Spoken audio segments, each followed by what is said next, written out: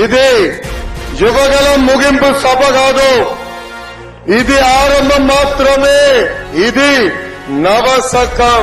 ప్రజాస్వామ్యంలో పాదయాత్ర చేస్తే అది పోరాటం అవుతుంది, కానీ రాక్షస పాలనలో పాదయాత్ర చేస్తే అది విప్లవం అవుతుంది.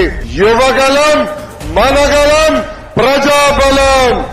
ప్రజాస్వామ్యాన్ని ఈ జగన్ దెబ్బతీశాడు. 3 నెలల్లో ప్రజాస్వామ్యం పవర్ ఏంటో మనందరం కలిసి చూపించాలని ఈ సభాముఖంగా ప్రజలు నేను కోరుతున్నా. జరగబోయేది జగన్ అహంకారానికి ప్రజల ఆత్మ గౌరవం మధ్యన యుద్ధం. రాజధాని చంపేసి జగన్ రాక్షస ఆనందం కూడా నేను చూశాను. ఋషికొండకి గుండు కొట్టి 500 కోట్ల రూపాయలు ఖర్చు పెట్టి ఈ పేద ముఖ్యమంత్రి ఒక ప్యాలెస్ కట్టుకున్నాడు. ఎప్పుడు లేని విధంగా, ఎవరు చూడని విధంగా విశాఖపట్నాన్ని అభివృద్ధి చేసే బాధ్యత మా ప్రభుత్వం తీసుకుంటుందని ఈ సభాముఖంగా తెలుసుకున్నాం. ఏ ముఖ్యమంత్రి చేయని విధంగా 100 సంక్షేమ కార్యక్రమాలు కట్ చేసిన ఏకైక ముఖ్యమంత్రి ఈ సైకో జగన్.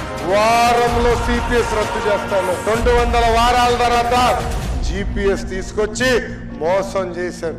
జగన్ పని అయిపోయింది, అందుకే ఎమ్మెల్యేలని ట్రాన్స్ఫర్ చేస్తున్నాడు. ప్రజలందరూ ఆలోచించాలా, మన ఇంటి చెత్త తీసుకుని పక్కోడి ఇంటి ముందలేస్తే అది బంగారం అవుతుందా? చెత్తే కదా.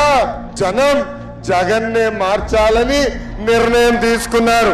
3 నెలల్లో వైకాపా ప్రభుత్వాన్ని శాశ్వతంగా భూస్థాపితం చేసే బాధ్యత మనందరం తీసుకోవాలి.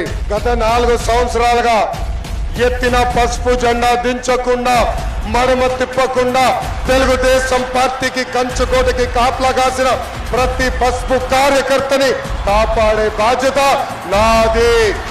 మిమ్మల్ని నా గుండెల్లో పెట్టుకుంటా. జోహార్ అన్న ఎన్టీఆర్, జోహార్ అన్న ఎన్టీఆర్.